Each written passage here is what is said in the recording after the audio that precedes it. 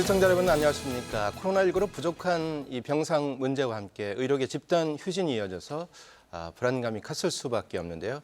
오늘로 보름째 이어진 의료계 집단 휴진이 마침표를 찍는 것으로 보입니다. KBS 생생토론에서는 코로나19 지역 대응책과 함께 의료 불균형 이 문제를 해소하기 위한 구체적인 방법 뭔가 두루 이야기를 나눠볼까 합니다. 토론에 함께하실 분들을 소개해드리겠습니다. 대전시 문인환 감염병 관리과장 나오셨습니다. 네, 반갑습니다. 대전 참여자치 시민연대 김정동 사무처장 나오셨습니다. 안녕하십니까. 대전시 의사협회에서 김영일 회장 자리에 함께하고 있습니다. 안녕하십니까. 네, 충남대 의과대학 응급의학교실에서 유인술 교수도 나오셨습니다. 네, 반갑습니다. 네, 코로나19 전국 확진자가 2만 명을 넘어섰습니다. 이 대전에서도 순복음 대전 우리 교회에서 집단 감염이 발생했고요. 그제죠. 이 청양 김치 제조 사업장에서도 집단 감염이 발생해서 우려가 큽니다. 이 청양 김치 제조 공장에서는 감염자가 20명을 넘었습니다. 이 지역의 이 감염 사례 어떻게 나타나고 있는지 문인환 과장께서 좀 설명을 해주시죠. 예, 우선 전국적으로 최근에 300명 이상 넘나들던 그 확진자가 3일 됐죠. 3일째는 이제 200명대로 내려왔지만 굉장히 심각한 상황입니다. 지역도 마찬가지로 심각한데요. 저희 그 대전시도 그 지금 말씀하신 대로 집단 감염이 2건이 생기고 해서 확진자가 늘어서 총 286명이 확진자가 오늘부로 되었습니다. 이 중에서 재확산 시기인 8월 14일 이후에 발생 현황을 보면 119명이고요. 이 중에서 안타깝게도 9월 2일 날 사망자가 한 분이 발생이 돼서 총 사망자가 3명이 되었습니다. 지금 이제 집단 감염이 우려했던 상황이 지역에서 벌어졌는데요. 사우나 시설과 지금 앵커께서 말씀하셨던 그 종교 시설에서 처음으로 발생이 됐습니다. 그래서 지금 사우나 시설에서는 5명의 확진자가 발생이 됐고요. 그리고 방문객 500여 명이 지금 현재 진단검사를 받고 있는 상황입니다. 네, 그리고 교회 관련해서는 신도 접촉자 포함해서 20명이 확진을 받았습니다. 그래서 지금 현재 해당 시설은 집합 금지 명령에 의해서 운영이 중단돼 있는 그런 아주 심각하고 염려스러운 상황이 지금 지역에서도 전개가 되고 있습니다. 자, 윤슬 교수 어떻습니까? 정부에서도 사회적 거리두기 이 시행 시기를 좀 늦추는 그런 모양새고요. 또 자치단체에서도 가급적이면 좀 이번에 감염 사례를 좀 누그러뜨리기 때문에 누그러뜨려야 하기 때문에 좀 사회적 거리두기 이 시기를 좀 연장하는데 좀 당연한 거 아닐까요? 어떻습니까? 예, 지금 현재 확산세에 있고 여전히 일일 발생 환자가 줄지 않고 있는 상황에서 이 사회적 거리두기는 좀 더 지속시켜야 된다고 생각을 합니다. 네, 그렇고요. 이제 우리 대전 자운대에 국군 대전병원이 있는데요. 이 국군 대전병원을 코로나 확산이 좀 증가해서 집단 감염이 늘면 임시 수용시설로 쓰자 이런 얘기가 있습니다. 뭐 대전시와 보건복지부가 협의 중인 걸로 알고 있는데 문인환 과장 좀 협의 어떻게 진행되고 있습니까? 예, 먼저 국군 병원과 관련해서는요, 협의가 행정 절차는 다 마친 상태고요. 언제든지 저희가 사용할 수 있는 그런 상황이 됐고요. 이에 앞서서 중요한 것은 이제 저희가 그 이전에는 지역 단위별 병상 운영을 했는데요. 중대본 차원에서 권역별로 이렇게 병상을 운영하다 보니까 저희만의 사용하는 것이 아니라 권역별로 전체를 사용하게 돼 있습니다. 그러다 보니까 지금 현재 병실 운영이 저희가 전국적으로 확진자가 많이 발생을 하고 있지만 슬기롭게 지금 대처하고 있는 상황입니다. 네, 그렇군요. 자, 윤슬 교수 이제 뭐 응급의학교실에서 근무를 하고 계시니까요. 충남 같은 경우에도 이제 이 천안에 있는 단국대병원 또 순천대병원 그리고 지방의료원 4곳이 있지 않습니까? 근데 자 전반적으로 보면 병상이 코로나 환자를 이제 적절하게 이제 치료할 수 있는 음압병상이 좀 부족할 수가 있다 이런 얘기 나옵니다. 어떻게 파악하고 계십니까?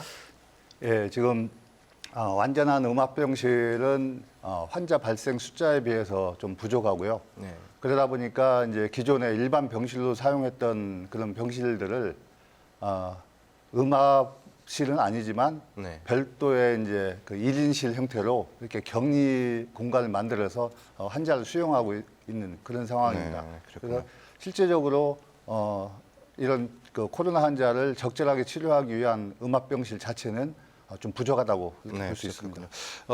세종에 이제 충남대병원이 이제 들어섰는데 음압병상이 없는데 이제 추가적으로 계속 이제 확보해 나가는 걸로 알고요. 충남에서도 좀 이 병원 시설이 좀 부족하다 그러면 이 아산에 경찰 인재 개발원이 있고 또 천안에 우정공무원 교육원이라는 데가 있는데 그곳 시설을 이제 사용한다 이런 얘기가 들리고 있습니다. 좀 의료계 파업 얘기 한번 해볼까요? 자, 의료계 파업. 자, 오늘 의사협회와 또 이제 국회, 이제 더불어민주당이 좀 합의했습니다. 김정동 차장께서는 1인 시위도 하셨거든요. 이게 파업 안 된다. 어떻게 이 상황을 지켜봤습니까? 일단 그 정부 정책에서 부족함이 있었던 것은 사실입니다. 그 의협에서 그리고 전공의들이 주장하는 부분도 충분히 새겨들을 만한 이야기가 있었고요. 근데 코로나19로 지금 어려운 상황에서 과연 파업까지 할 명분은 있었느냐라고 하면 거기에는 동의하기 좀 어렵다는 생각인 겁니다.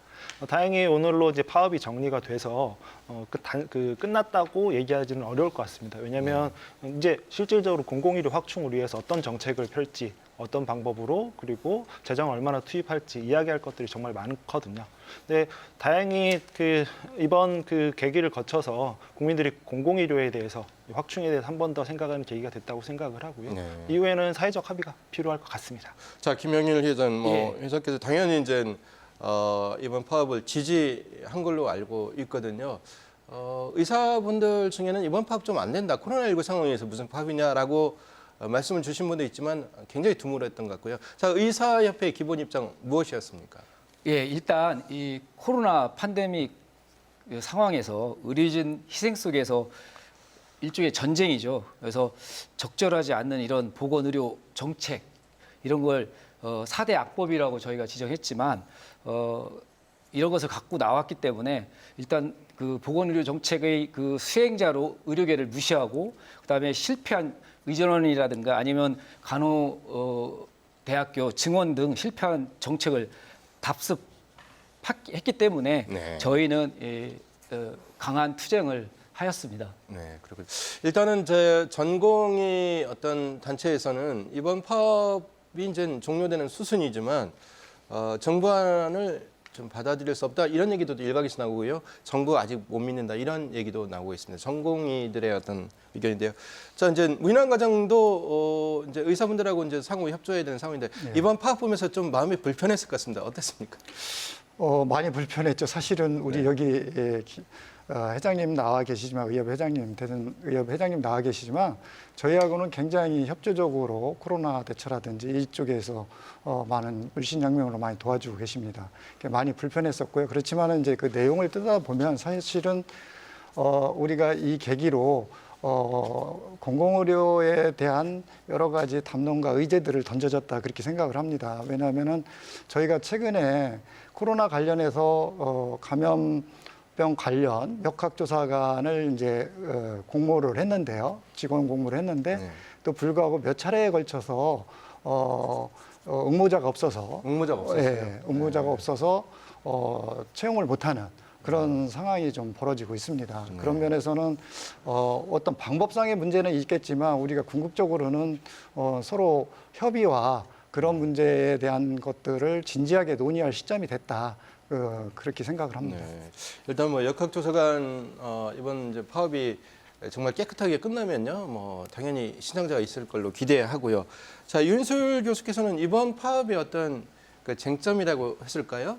의사분들이 내세웠던 주장 좀 소개를 부탁드리겠습니다. 예, 지금 의사들 입장에서 사실 이 파업이라는 걸 결정한다는 것은 굉장한 부담입니다. 누구보다도 환자들을 보는 그 옆에 있으면서 이런 최후의 그 극렬한 수단이라고 볼 수도 있죠. 이런 그 파업을 한다는 부분에 있어서 지금 이제 전공이나 또 우리 그 의과대학 학생들이 내세운 그런 그 4대 악법, 즉 이제 의대 정원, 그다음 이제 저 공공의전원 만드는 거, 그리고 처벽 급여화, 뭐 비대면 진료 이제 이런 4가지 문제를 이제 내세웠지만 실질적으로는 이렇게 파업에까지 이르게 된 그런 그 근저에는 이유를 대라면 수십 가지를 댈 수 있는 그런 그 수십 년 동안 억압되고 눌려온 그런 부분들이 이제 이번 이런 그 기회로 표출됐다 이렇게 볼 수가 있습니다. 네.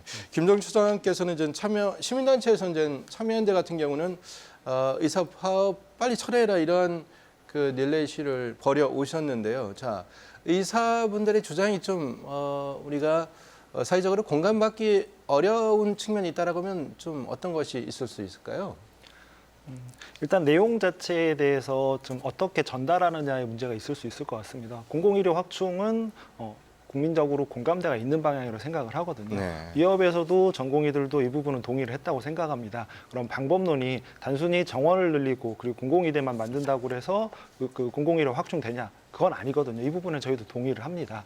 그러면 공공병원이라든지 다양한 방법들을 통해서 공공의료를 확충을 해야 되는데 이거는 파업이 아니라 협의를 통해서도 충분히 가능한 문제인데 지금 같은 상황에서 파업을 하는 건 너무 무책임하지 않느냐라는 입장이었던 거죠. 네, 자 김영일 회장 지금 이제 파업의 어떤 그 의제 설정에 대해서는 공감하는 부분도 있지만 이 코로나19 상황에서 꼭 파업까지 했어야 되냐 이런 의견이 있는데 좀 입장 반박할 거 있으면 해주시죠. 앞서도 말씀드렸지만 지금 코로나로 의료진과 그 시구 보건소 다 이렇게 코로나 잡기 위해서 노력하고 있습니다. 근데 갑자기 느닷없이 6월 달에 이런 여러 가지 저희와 소통도 없이 갑자기 강행하는 거는 거대 여당의 힘으로 밀어붙이는 논리라고 생각이 들고요.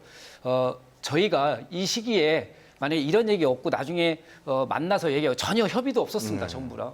그렇다면 저희도 충분히 논의의 장으로 갈 수 있습니다. 왜냐하면 공공의료는 꼭 필요합니다. 문제는 공공의전원이라는 거 아시지만 일종의 음세제도 있고 또 부동산 투기 문제도 여러 가지가 가짜 뉴스인지 진짜 뉴스인지 그렇게 나옵니다. 결국은 전혀 의료 전문가와 상의도 없고 소통도 없이 무조건 그냥 밀어시기 이런 정책이기 때문에 저희는 그걸 반대한 거지. 공공의료, 공공병원 이런 거에 대해서는 충분히 소통하고 협의하고 이런 과정이 꼭 필요하고 저희도 민간 의료가 공공의료를 지금 해와 있는 상황입니다. 우리나라 강제 지정제의 그런 상황에서는 그렇기 때문에 저희도 충분히 이 아까 시민단체 우리 선생님 말씀처럼 동의하고요. 단지 모든 정책은 어떤 시민이라든가 국민과 이게 한두 푼 드는 게 아니기 때문에 같이 협의하는 과정이 꼭 필요하고 꼭 그렇게 해야만 안 되고 이번에 원점 제노의를 꼭 지켜주셔야지 그렇지 않으면 그 다음은 어떻게 될지 저도 솔직히 답을 할 수가 없는 상황입니다. 이제 결국은 우리 국민들이 이제 우려를 했던 부분은 내가 좀 몸이 아프면 바로 응급실로 가야 되는데 전공의들이 이제 파업해서 되겠냐 이러한 우려의 어떤 입장을 취하고 있는데요. 자, 응급실 지역 응급실의 어떤 좀 상황이 열악하냐, 응급치약지라는 그런 개념이 있는데 2년 전에 이제 보건복지부가 발간한 자료에 따르면은 이 전국적으로 보면 응급치약지가 99개 시군구에 해당한다라는 그런 자료가 있어서 좀 관심을 둘 수밖에 없는데, 자 이윤설 교수, 우리 지역의 응급치약지 어디가 있을까요? 당연히 이제 농촌 지역은 우리 대전 지역은 이제 응급의료 취약지라고 볼 수가 없고요. 이제 우리 충남 서쪽, 그러니까 서남부 쪽이 되겠죠. 주로 서남부 쪽이 이제 좀 취약합니다. 그리고 지금 이제 전국에 응급의료 기관이 402개가 이제 지정돼서 운영되고 있습니다. 그 중에 우리 대전이 10개, 그다음 이제 우리 충남이 지금 16개. 그래서 인구 100만 명당 비를 따져보면 전국 평균이 이제 7.8개입니다. 근데 저희 대전이 6.7개, 그다음에 충남이 이제 7.5개. 근데 거꾸로 전국적으로 볼 때 의료 취약지라고 우리가 흔히 알고 있는 전남이 오히려 20.2개로 제일 많습니다. 그다음에 또 광주가 13.7개. 좀 역설적인 부분이죠. 오히려 경북도 이제 의료 취약지라고 얘기하는데 네. 12개나 됩니다. 네. 그래서 보면 이제 여기서 단지 개수보다도 그 어떠한 역할을 하는 응급센터가 많이 존재하느냐 네. 이게 더 중요한 것 같습니다. 우리 대전은 이제 10개 중에 권역응급의료센터가 2개, 네. 그다음 지역응급의료센터 5개에서 최소한의 기능을 하는 이제 그런 그 응급의료기관이 5개인데 우리 충남은 권역센터 하나, 지역응급의료센터 7개 네. 이렇게 돼 있습니다. 그래서 전체적으로 숫자 자체는 별 문제가 없다.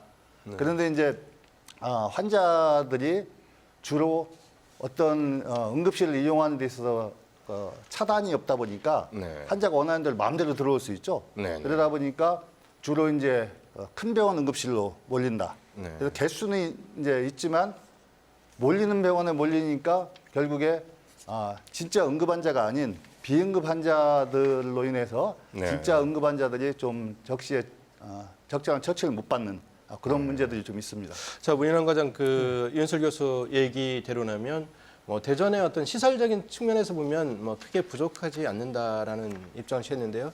자, 보건 의료 정책을 다 맡고 있는 입장에서는 어떻습니까? 뭐 충분합니까? 부족한 측면이 있습니까?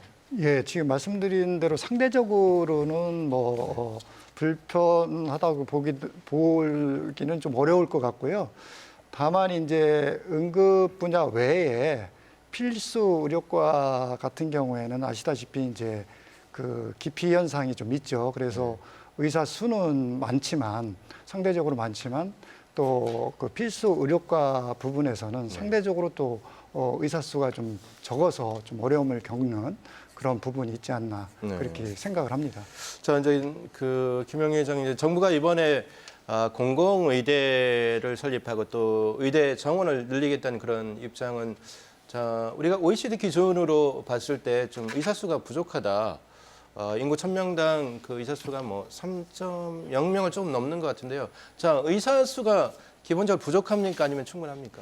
예, 일단 그 OECD 기준은 아마 2016년도가 2017년도인데요.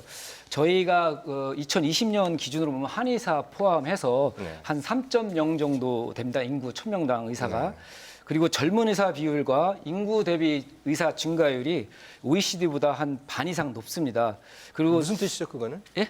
그거는 무슨 뜻이죠? 그러니까 지금 저 젊은 의사 비율, 그러니까 OECD 기준으로 한 43%면 우리나라는 젊은 의사 비율이 52.9%이기 때문에, 네. 그러니까 의사가 많아진다는 거죠, 결국은. 네. 계속 활동을 활동할 수 있는 계속 의사가. 하시니까. 예. 네. 그러다 보니까 그리고 우리나라 의사 수가 좋다고 우리 국민이 건강하지 않거나 아니면 의료 서비스를 못 받거나 의료질이 낮은 게 아니고 기대 여명이나 사망률, 그다음에 보건의료 접근도, 의료 이용 등이 전 세계 탑 수준이기 때문에 이런 의사 부족보다는 아까 우리 그 과장님 말씀처럼 그 기피과를 왜 안 하는지에 대한 어떤 의료 정책이나 이런 시스템을 좀 바꿔야 된다. 저같이 외과 의사인데 한 30년 했는데 한 7,000명 되는데 지금 그 수술하는 분은 한 3,000명 되고요. 제가 50대 이상인데 아마 반 이상이면 10년 뒤는 의사가 없어집니다. 결국은 어떤 수가 문제라든가 아니면 간호수가 문제, 그다음에 어떤 법적인 문제, 사고 났을 때 어떤 그런 문제를 우리나라 같이 공공의료입니다. 지금 우리 민간의료도 그렇기 때문에 국가에서 책임지는 모습을 보여줘야 되지 않을까 이렇게 생각이 듭니다. 예. 그저 문인환 과장도 뭐 동의하십니까? 어떻습니까? 예, 그 부분은 뭐 지금 현장에서 일어나는 일이기 때문에 충분히 동의를 하고요. 근데 이제 그런 부분이 이제 논의 과정에서 어떻게 그 방향성을 잡고 같이 합의점을 도출하느냐가 가장 큰 문제고, 아마 지금 의료 파업과 관련해서도 그런 것이 내면적으로 숨겨져 있는 문제들이 알게 모르게 튀쳐나온 거, 겉으로 표출이 된 게 아닌가 그런 생각이 듭니다. 네. 그 뭐 저 말씀드리기 좀 어려운 측면이 있습니다. 이것이 의사들의 정원을 좀 축소하는, 그러니까 늘리지 않는 것을 의사분들이 원하는 것은 좀 당신들의 어떤 몫을 챙기라는 그런 시각도 있습니다. 좀 그런 얘기 좀 간혹 됐죠. 두 분 중에 어느 분이? 네, 이 교수님. 네, 제가 좀 말씀드릴까요?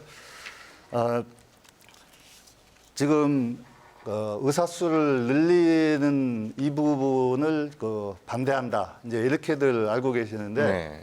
실제적으로 이번에 이런 그 지역 의사 정원제라든지 공공 의료기관을 만들겠다 하는 이 부분에 있어서 늘리는 것을 반대하는 것은 아닙니다. 네. 예. 대신 지금 요번에 정부에서 발표한 내용을 보면 어떻게 늘리고 그거에 대해서 어떻게 자원을 재원을 투입을 하고 나중에 그로 인해서 양성된 사람들에 대해서 적절하게 어떻게 활용할 것인가 이런 부분에 대해서 아무런 계획도 없이 네. 그냥 단지 숫자만 늘리는 것만 딱 던져놨습니다.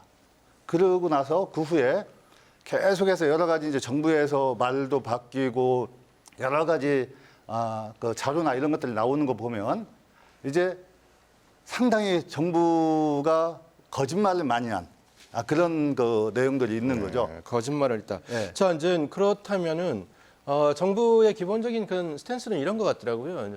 의료 취약지에 근무할 의료인을 별도로 배출하겠다. 정부가 주도로. 또 이 부분은 또 심정적으로 이해가는 측면이 있거든요. 김종정 처장 어떻습니까? 보건복지부 입장 저는 이해간다고 보거든요. 이렇게 전체 수로 봤을 때 부족하냐 부족하지 않다는 충분히 얘기할 수 있을 것 같아요. 근데 명확한 거는 부족한 지역은 분명히 있습니다. 네. 지역 격차가 있다는 거죠. 그럼 이걸 어떻게 해소할 거냐? 근데 그 말씀하신 것처럼 숫자만 단순히 늘린다고 해서 답은 안 나오거든요. 네. 이건 일본의 사례에서도 좀 지켜볼 수 있는데 일본도 지역별 의료 격차가 심하다 보니까 1차적으로는 정원을 늘렸어요. 근데 지역으로 안 가는 거라는 거죠. 네. 그래서 지역이사라든지 뭐 자치의과대학이라든지 지역의 그 의무복무 기간을 대신에 이제 수업료나 이제 그 생활비를 지원을 해주면서 이런 형태로 한 부분 분명히 있는 거거든요. 그렇다면 이런 방향에 대해서 정확히 좀 정리를 하고 그리고 의사를 단순히 늘려서 다 사립대로 아니면 사립병원 개원해라 이렇게 하는 건 또 맞지는 않거든요. 네. 그 의사들이 지역에서 그 수련받고 그리고 근무할 수 있는 공공의료시설에 대한 투자도 필요한데 이 부분은 분명히 빠져있던 건 사실입니다. 네. 자, 김영일 의원 어떻습니까? 의사 어떤 인력적인 규모는 충분한데 도시에 주로 이제 에서 이제 의료 행위를 하시려는 거잖아요. 이 농촌 지역은 또 기피하고 농촌 지역에서 근무하기가 그렇게 힘듭니까? 일단 그 전 세계적인 문제입니다. 그 수도권 비수도권의 의료 격차고요. 네. 일단 근데 좀 약간 부풀려지는 게 저희 나라는 그 정부에서 2019년 지역사회 건강조사 결과가 있습니다. 그게 뭐냐면 미충족 의료율인데 서울과 강원도에 차이가 없습니다. 무슨 그리고 뜻이죠? 예? 차이가 있잖아요. 5.3%하고 5.2%입니다. 네. 예, 그러니까 결국은 차이가 없다고 보시면 되고요. 네. 그리고 외국은 한 70% 되는데 차이가 우리나라 20%에서 왔다 갔다 하기 때문에 도시하고 시골 간의 격차가 매우 적은 나라로 분류되고 있고요. 그리고 이 인구 밀도, 그다음에 의사 밀도가 높기 때문에 네. 오히려 1시간 거리에 거의 있기 때문에 의사 수 부족, 그다음에 의료 격차 이런 문제보다는 아까 우리 그 사회자님께서 말씀하신 왜 기피과가 왜 지방에 안 갈지, 즉 뭐 어떤 그런 환경, 의료 환경이나 문화 환경, 그다음에 수가 문제, 그다음에 수술을 하나 하려면 팀이 있어야 됩니다. 네. 예를 들어서 분만이 없다고 분만실이 없고 분만할 수 있는 사람이 의사가 없다 해서 의사를 갖다 놓으면 거기에 따른 마취과 의사도 있어야 되고 간호사도 있고 의료 자원이나 이런 그런 공공 시설, 의료 시설 이런 게 부족하겠지 숫자만 늘려서 되는 게 아니라 그렇게 지역 거점 그런 뭐 공공 병원을 의료를 활성화시키거나 있는 거를 재활성화한다든가 이런 식으로 하지 않으면 숫자만 늘려서는 해결하기가 어렵습니다. 네. 자, 이제 그러면 이제 시민단체 입장에서는 지방에 이제 의사가 부족한 이유 뭐 따로 이제 뽑지 않습니까? 어떻습니까? 앞에서 이제 얘기한 것처럼 결정적인 이유는 시장 실패입니다, 결국. 시장 실패다. 무슨 얘기냐면 우리나라는 그 민간 그 영역에서 90% 의료를 좀 차지하고 있거든요. 네. 무슨 얘기냐면 돈을 좀 더 잘 벌 수 있는 곳 그리고 경제적으로 좀 윤택한 곳 이런 곳으로 몰릴 수밖에 없다는 겁니다. 왜냐하면 의사도 자기가 그 자신의 그 뭐 행복을 추구할 수도 있고 그리고 벌이를 더 벌기 위해서 나갈 수밖에 없는 거거든요. 이런 것에 대한 배려 없이 단순히 늘리기만 한다고 답은 안 나오는 거에 대해서는 동의를 합니다. 근데 그러면 어떤 형식으로 이 부분을 해결할 것인지에 대해서는 같이 고민을 해야 된다는 거죠. 계속 이제 지역에 이제 공공 그 병원이나 이제 의료 투자가 필요하다고 말씀하시는 것도 아까 그 우리 그 김영일 회장님께서 말씀하신 것처럼 의사만 단순히 있다고 의료가 되진 않거든요. 충대병원 같은 경우도 지역에서 제일 큰 병원인데도 기피과들을 그 인턴도 못 뽑고 있다는 얘기를 좀 듣고 있습니다. 네. 예를 들면 뭐 그 암이라든지 뭐 심장이라든지 뇌수술을 하려는 그 비용 그 의사뿐만이 아니라 팀이 필요하거든요. 근데 그러려면 수술을 해야 되잖아요. 근데 과연 지역에서 수술을 하냐? 우스갯소리가 아니라 되게 슬픈 현실이 저희 어머니도 지금 충대병원에 지금 입원하고 계시지만 누군가는 그래요. 왜 서울로 안 가냐? 네. 대전에서 충대병원도 시술력이 충분하고 혹여라도 결과가 안 좋으면 거 봐라 서울로 가지 왜 이렇게 여기 있었냐라는 얘기를 하거든요. 근데 서울에 가서 그런 비슷한 결과가 나왔을 때는 굳이 그런 얘기를 안 한다는 거죠. 이런 인식 자체도 바뀌지 않으면 지역의 의료 환경 자체가 살아남을 수 없다는 겁니다. 이제 뭐 제가 시민단체가 자료를 뭐처럼 뭐 보여드릴까요? 지지하는 말씀 주셨는데, 네 말씀 주시죠. 네. 이 교수님. 이제 그 건강보험 심사평가원에서 그 발표한 그 자료를 몇 개 좀 보여드리겠습니다. 이렇게 보시면 네. 수도권하고 이제 비수도권의 인구 1000명당 의사 수가 대도시와 농촌 네. 다 같이 이렇게 그 증가를 하고 있습니다. 그래프가 네. 계속 상승하는 구조네요. 예. 그리고 이렇게 이제 농어촌 대도시 중소도시 네. 농어촌도 마찬가지로 이렇게 꾸준하게 네. 의사 수가 증가되고 있고 우리가 흔히 얘기하는 기피과라고 하는 그 외과 계열도 보면 이렇게 좀 설명 좀 해주시겠습니까? 네. 그래프를 외과 계열도 들고 보면 수도권 및 이제 비수도권의 인구 10,000명당 외과계 의사입니다. 지금 네. 보시면 위에가 이제 수도권에 있는 거고 요 밑에 이제 가운데 있는 게 중소도시, 요 밑에 있는 이제 시골 이제 이렇게 돼 있습니다. 그래서 의사는 지금 그 우리나라의 각 지역에 상관없이 필요한 의사나 이런 사람들이 꾸준하게 늘고 있습니다. 근데 시골에 즉 중소도시에 이렇게 이제 의사들이 외과 계열 의사들도 이렇게 꾸준히 늘고 있는데도 불구하고 그러면 왜 그 지역에서 어떤 필수 의료나 이런 수술 이런 것들이 안 되냐면 아까 이제 우리 김영일 회장님도 말씀하셨지만 이 외과 수술이라는 것은 의사 한 사람이 혼자서 할 수 있는 게 아닙니다. 그래서 뭐 전쟁터에 나가면 병사 하나만 딱 던져놓고서 전쟁해라 못 이기죠.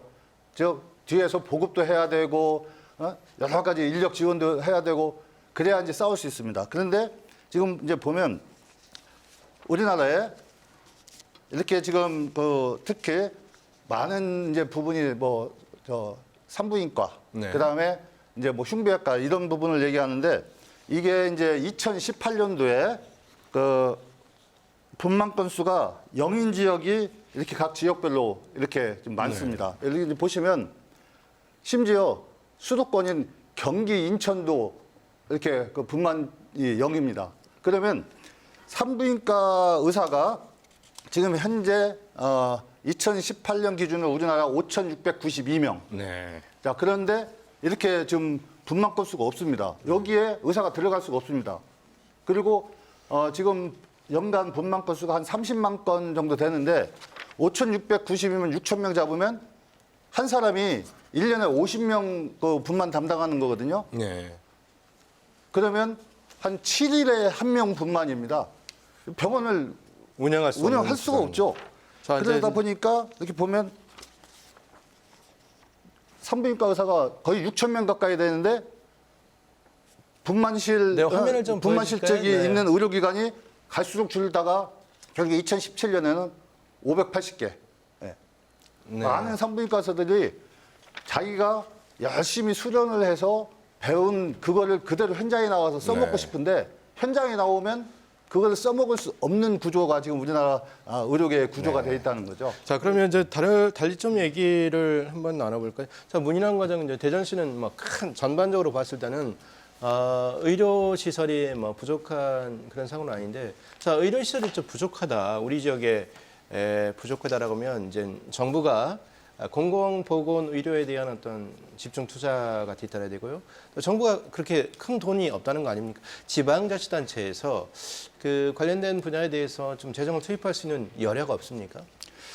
지금 아시다시피 이제 대전시도 이제 공공보건의료 관련해서 민간의 부분에서 맞지 못하는 그 틈을 메꾸기 위해서 대전의료원 네. 건립을 위해서 지금 추진 중에 아시다시피 있습니다.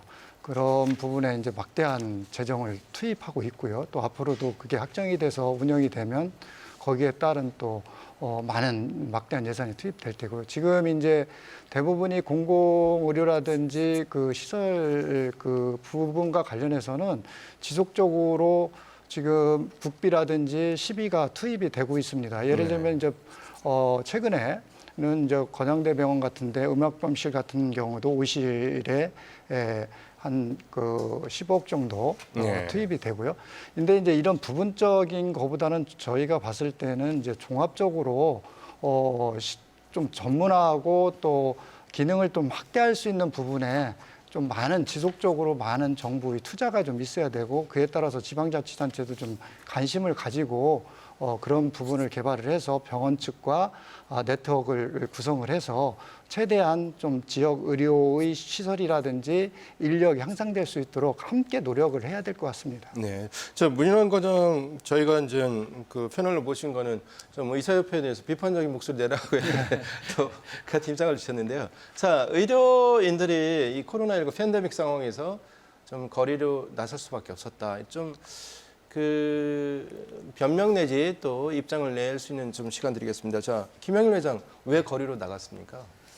예, 일단 그 환자들 대전 시민 환자들한테 의사 회장으로서 좀 숭고합니다. 서두에도 말씀드렸지만 모든 정책은 여당, 야당, 그 전문가 그리고 시민단체 이렇게 모여서 이게 국가의 대사입니다. 건강이라는 게 보건이 그렇기 때문에 같이 모여서 하나의 어떤 그 거버넌스를 만들고 거기에 돈이 얼마 들어가나 사회적으로 통념상 이해가 되는 이런 걸 만들어 가지고 하자고 파업하기 전에 분명히 복지부에 얘기했습니다. 그러나 저희 말을 전혀 이렇게 받아들이지 않고 그랬기 때문에 이 어려운 코로나 시기에 거리를 나왔습니다. 그러나 저희 대전시만 해도 개원가에서 일단 1차 의료기관에서 이런 상황에서 주말마다 5개 구에 가서 선별진료소도 하고 저도 몇 번 갔습니다. 정말 이 코로나 상황이 어떤지 와서 보시고 그 다음에 정책을 논해도 급하지 않습니다. 10년, 20년 뒤의 일입니다. 예, 그래서 좀 답답한 면이 왔고요. 오늘 의협에서 발표했듯이 일단 환자 옆으로 돌아가게 돼서 기쁘지만 아직 전공의와 학생들이 동의하지 않은 부분이 있습니다. 좀 더 귀를 기울여 주셨으면 좋겠습니다. 자, 네. 김정동 사무처장 어떻습니까? 그 정부의 입장에 이제 의료계로부터 이제 반발을 사는 그런 구조가 됐습니다만, 자, 공공의대를 설립해서 이 지방에서 근무할 전문 인력을 배출하겠다. 이거는 전체적인 취지는 좀 그 가슴에 와닿습니다. 그렇지 않은가요? 어떻습니까? 네, 맞습니다. 동의합니다. 공공의대가 기본적으로 그냥 그 아무데나서나 가서 그 일해라가 아니라 기본적으로 깔고 있는 취지가 지역에서 의무 복무를 할 의사를 뽑겠다는 거거든요. 그 취지에 대해서는 당연히 동의할 수밖에 없는 구조인 거고요. 다만 일할 곳이 부족한 부분에 대해서는 해결해야 된다 이런 얘기인 거고요. 그 아까 이제 우리 유인술 교수님이나 이제 지역에 이제 뭐 분만율이 낮거나 없거나 이런 건데 아이가 태어난 게 아니라 갈 산부인과가 없는 거거든요. 네. 근데 물론 그런 부분이 있을 수 있을 것 같아요. 아니 아이 그 수가가 안 맞는데 우리가 어떻게 여기서 계속 있으라는 거냐? 그 부분을 채울 게 공공의료라는 거거든요. 가서 부족한 부분을 그 공적으로 채워주면 충분히 가능하다는 거죠. 그리고 여유 있고 돈 있는 사람들은 타 지역으로 서울로 진료받으러 갈 수 있습니다. 근데 서민들은 하루 빼고 반나절 빼서 그 병원 왔다 갔다 하기 상당히 어렵거든요. 이런 부분을 해소하자고 지역 의사들을 더 충원하겠다라는 방향에 대해서는 당연히 동의하실 거라고 보고요. 네. 안타까운 건 오늘은 이제 공공의료에 대해서 다들 동의하시고 같이 함께 해주는 말씀을 하셨는데 그동안 파업 동안에 나왔던 얘기가 과연 그런 부분이 있었냐라고 하면 저는 좀 의문은 있습니다. 네, 그렇군요. 제가 알기로는 1년에 배출되는 의사 수가 한 3,000명 정도, 또 한의사는 한 500명에서 600명 정도인 걸로 알고 있는데, 자, 공공의대 정원은 한 400명으로 잡고 있는 것 같습니다, 정부가. 공공의대는 어디에 언제 정도 개교를 해서 실질적으로 배출될 수 있는 로드맵을 정부가 짜고 있는지 유 교수님 설명 부탁드리겠습니다. 예, 지금 그 400명이 전부 다 그 공공의대는 아니고요. 이제 그 공공의대는 지금 정부에서 얘기하기는 49명, 즉 네. 폐교된 서남대 그 정원을 공공의전원이죠. 처음에 이제 의대라고 그랬다가 이제 의전원으로 이제 바꿨습니다. 그리고 지역 의사 정원제로 해서 지역에 근무할 의사를 별도로 뽑겠다. 일반 그럼 의대에 그 배정되는 겁니까? 예, 그렇죠. 예. 그래서 이제 그렇게 합해서 그 1년에 400명. 그래서 이제 10년간 한시적으로 4,000명을 그 양성하겠다. 이것이 이제 정부의 그 계획입니다. 근데 그 부분에 있어서 의사들이 그러면 왜 이렇게 공공의료를 강화하겠다고 그러는데 공공의료 자체에는 동의를 하면서 왜 뛰쳐나갔냐? 네. 실질적으로 환자 곁으로 가장 돌아가고 싶은 건 의사들입니다. 의사는 환자 옆에 있을 때 그리고 환자가 좋아져서 웃으면서 나갈 때 제일 행복감을 느끼는 사람들이 의사입니다. 뭐 잠 못 자고 두드려 맞고 하더라도 그럴 때 제일 그 행복감을 느끼거든요. 근데 의사들이 반대한 그 이유에 대해서 제가 좀 약간 좀 길지만 한 네. 5가지 그 제목으로 이제 말씀드리겠습니다. 짧게 좀 부탁드리겠습니다. 그러면 이제 첫 번째로 과연 의대 정원 증원이 지역의사 불균형하고 의료의 질적 차이를 해소할 수 있느냐? 예. 자, 지역의 의사를 만들어서 보냈습니다. 지금도 지역에 보건지소, 그다음에 이제 공보위 다 있습니다. 근데 그 사람들이 가서 할 수 있는 일이 뭐가 있습니까? 지금도 지역에 시골 중소도시 가면 개인 의원들 많습니다. 거기서 감기나 이런 거 다 치료합니다. 이 사람들 가면 병원, 이 사람들이 실제 전문의 자격증을 따서 그 역할을 할 수 있는 병원을 설립해 주지 않으면 이 사람들 똑같이 그냥 감기나 보고 있는 그런 상황이 돼버립니다. 즉, 정부의 목표하고 전혀 도달할 수 없다는 얘기죠. 네. 그래서 그럼 두 번째로 이제 그러면 이 사람들이 일할 수 있는 그런 그 지역마다 공공병원을 그럼 설립하는 것이 타당하냐? 자, 인구는 별로 없습니다.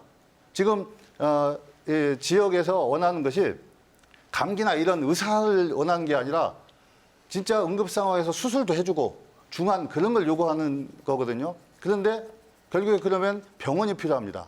그 병원을 과연 지어서 인구도 별로 없고 근데 병원을 지어서 과연 운영을 할 수 있고 그 막대한 그 지역별로 이렇게 수많은 병원을 지어놨을 때 그 네. 막대한 재정 지원을 과연 어디서 중단을 할 거고 그거에 대해서 사회적인 합의가 됐느냐. 네. 그다음 이제 세 번째가 두 번째까지만 들으면 안 될까요? 네네. 요세 번째가 입장은 굉장히- 전반적으로 다 치즈를 세 번째가 굉장히 중요합니다. 네네. 예, 하나만 더 예. 말씀 주시죠. 왜냐하면 공공의대를 과연 설립해서 지역의사 정원제를 만들었을 때 의과대학 교육이 굉장히 파행을 불러올 수가 있습니다. 뭐냐면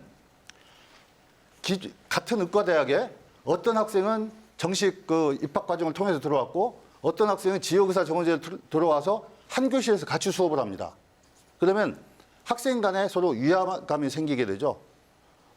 이거는 교육의 어떤 도덕성이나 윤리성에 있어서 네. 굉장히 잘못된 네. 문제거든요. 그런 부분에 대해서도 좀 고민을 해봐야 됩니다. 자, 문인환 과장 이제 유인설 교수 말씀하신 것 중에 제 귀에 쏙 들어오는 거는 정부가 무턱대고 공공의료원 또는 공공병원을 설립할 경우에 적자 구조에 빠질 수 있다 이런 의견을 주셨습니다. 대전시도 또 이제 공공의료원 이제 설립을 추진하는데 이런 우려 좀 하고 계신 거죠? 어떻습니까?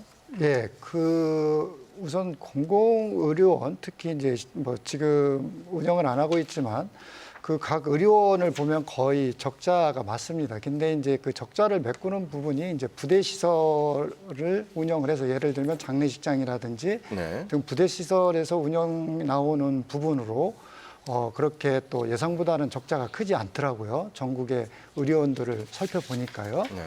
그래서 그렇지만 이제 그 공공의료원이 그 수익을 목적으로 하는 건 아니고 어차피 이제 그 지역의 시민들의 건강권이라든지 국민들의 건강권을 보장하기 위해서 하는 거기 때문에 그리고 또 일부 민간에서 채울 수 없는 그런 취약계층의 공공의료 정책을 시행을 하는 거기 때문에요. 그 네. 부분에 대해서는 반대로 그에 대한 또 비용에 대해 사회적 비용을 메꿔주는 부분이 있기 때문에 그 부분도 수익 부분으로 환산을 한다고 하면 굉장히 의미 있는 시설들이다. 그리고 그런 부분들이 확충이 돼 나가야 된다. 이런 방향성은 있다고 봅니다. 네, 그렇군요.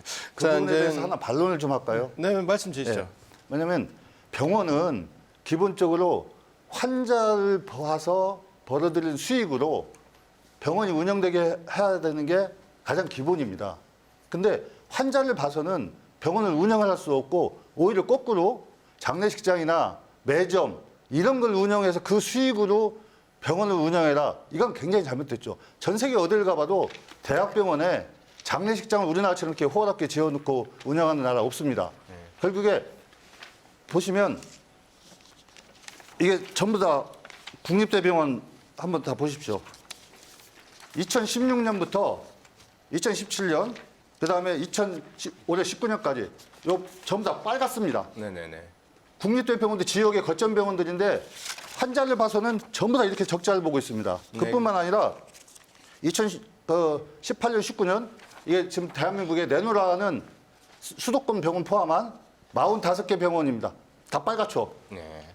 자, 이제 입장을 들었고요. 자, 문인환 과장, 지방의료원의 적자 구조이기 때문에 해소 방안으로 제시했는데 또 공격받고 있거든요. 네, 한 번씩 더 주의 바랍니다. 해소 방안은 이제 아니고요. 지금 민간 부분에서 지금 설명해 주신 부분이 교수님께서 설명해 주신 분이 맞습니다. 지금 이제 아마 제가 알기로는 일반 그 수가가 100% 반영이 안 되고 있는 걸로 알고 있고요.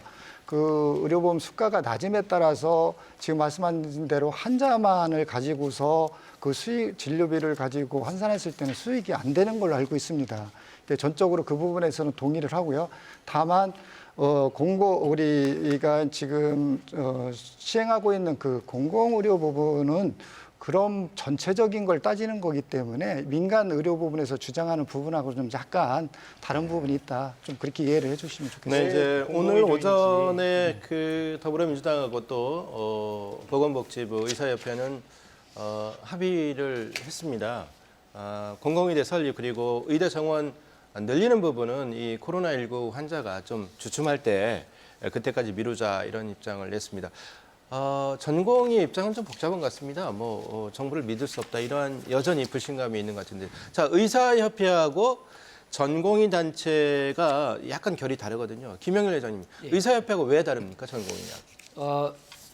원래는 의사협회 산하에 전공의 그 협회도 같이 산하 단체이고요. 전공의 인터넷 단체죠. 예, 네. 인터넷. 그리고 지금 이제 그 범의료계 4대학 저지투쟁위원회가 만들어져서 어제 9월 3일 1시부터 그 단일 협상안을 만들어서 오늘 이렇게 그 정부와 합의하게 됐는데요. 그 과정에서 아마 전공의와 그 인턴 선생님들 그리고 학생들까지 이 협의안에 대해서 100% 만족을 못하는 것 같습니다. 정책 철회를 원하였고요. 그래서 좀 솔직히 좀 난감한 상황인데요. 그래도 우리 전공의와 학생들이 다시 한번 심기일전해서 다시 들여다보고 저는 이 힘이 결국은 그 전공의하고 학생들에서 나온다고 보기 때문에 저 대전시 의사회는 전공의와 학생들을 끝까지 믿고 따라가고 싶습니다. 네. 그러나 또 의협이 큰 단체이기 때문에 의협에서 내려온 어떤 그런 상황을 제가 반대하기는 좀 어려운 상황이라 솔직히 말씀드려 중간에 낀 입장인데 여하튼 철회든 재논의든 간에 꼭 정부 여당은 정말 또 다 정기국회 때 이렇게 좀 믿음을 꼭 주셨으면 네. 정부와 여당에 그리고 복지부에 부탁드립니다. 네. 네, 이제 여기 지금 나오신 분들이 이제 패널 두 분이 또 의사시라 당연히 이제 의사들의 입장을 대변하는데, 자, 김정동 사무처장의 말씀을 별도로 또 듣겠는데 그런 측면에서요. 보건복지부의 전반적인 그러한 취지, 공공의대 설립하겠다, 또 의대 정원 늘려서 우리 의료 혜택을 받지 못하는 국민들을 아주 최소로 하겠다 이런 입장 공감을 하고 있습니다. 하지만 그 정부 논의 구조에서 국민들의 목소리 좀 잘 반영되지 않는 것 같습니다. 그에 대해서 어떻게 생각하고 계신가요? 예, 이 부분에 대해서는 지속적으로 좀 문제가 나왔던 것 같습니다. 물론 전문가로서 그 의사들이 같이 참여해서 논의를 하는 건 맞는데요. 의료 정책은 말 그대로 전 국민에게 영향을 미치는 사안이거든요. 근데 이거를 정부하고 의사들끼리 합의 봐서 결정한다? 이 부분에 대해서 동의할 그 국민들은 없을 것 같습니다. 왜냐하면 수가를 올리든 공공병원을 만들든 어떤 식으로 하든지 간에 그 예산은 기본적으로 국민들이 내는 거거든요. 그렇기 때문에 의료가 단순히 의료만 볼 것이 아니라 돌봄이나 복지랑 다 같이 연결돼서 공공의료 시스템을 만들어야 되는 거거든요. 그러면 다양한 전문가들이 당연히 들어가야 되는 거고, 이 안을 가지고 국민들이 동의를 할 수 있느냐. 공공의료를 확충하려면 당연히 돈이 들어가야 되겠죠. 세금이 들어가든지 건보료가 올라가든지 예를 들면 공공병원을 짓기 위해서 아니면 정원을 늘리기 위해서 건보료가 10,000원이 더 들어가는데 그때는 이런 상황이 있을 거로 예상됩니다. 국민들이 동의를 하시겠습니까? 이렇게 설득을 하는 과정 분명 필요하거든요. 네. 핵심은 국민들이 동의할 수 있는 안을 만들어야 된다는 거고요. 의협도 이거는 우리랑 합의되지 않으면 안 된다라는 식의 자세는 분명히 버려야 된다고 생각합니다. 그거 결국은 국민들에게 영향을 미치고 국민들이 내는 세금이나 건보료로 하는 겁니다. 네, 그 충남대 응급의학교실에 이제 유인술 교수님 말씀 한번 듣고 또 문인환 과장님 말씀 들으면 거의 토론 시간이 다 될 것 같습니다. 유 교수님, 그 국민들한테 동의를 구하는 그런 시간 드리겠습니다. 예, 지금 어찌됐건 간에 이렇게 의사들이 이제 파업을 하게 된 이런 부분에 있어서는 굉장히 또 그 의과대학 학생을 키우고 있는 사람으로서 굉장히 좀 죄송스럽게 생각을 하고요. 다만 이제 우리 국민들께 좀 말씀드리고 싶은 것은 가장 파업이나 이런 부분에 있어서 보수적인 이 집단이 오죽하면 이런 그 파업에 이렇게 나서게 됐을까 하면서 한번 좀 그 이유를 좀 생각을 해주셨으면 하고요. 정부하고 국회에도 좀 바라고 싶은 것이 좀 투명했으면 좋겠다. 네. 항시 좀 그 앞뒤마저 좀 달라지는 이런 부분들이 없이 그리고 전체 국민적인 합의를 이뤘으면 좋겠다. 네, 이상으로 이제 말씀드리겠습니다. 자, 문인환 과장, 그 사회적 거리두기 이제 주말 맞았는데 또 확산의 어떤 기로 상황인데요. 자, 우리 시청자분들께 당부 말씀 부탁드리겠습니다. 굉장히 송구스럽고 죄송한데요. 굉장히 피로도도 높아져 있을 거라고 봅니다. 현재 그 9월 6일까지 2단계 사회적 거리 두기를 중대본 시행과 거의 비슷하게 저희도 고강도로 하고 있습니다. 어렵겠지만 그 방역 수칙에 현장에서 절대적으로 따라 주셔야 그 기간도 짧아지고 안정된 일상을 돌려받을 수 있습니다. 네, 알겠습니다. 자, 오늘 이 시간은 코로나19 지역 상황과 더불어서 지역 간의 의료계 이 불균형 해소 방안 어떻게 가져가야 하는지 그런 논의의 시간을 가져봤습니다. 이 코로나19 상황이 장기화되는 조짐을 보이고 있습니다. 주말에도 이 사회적 거리두기 유지 잘 하시기 바랍니다. KBS 생생토론 여기서 마치겠습니다. 시청해 주신 여러분 감사합니다.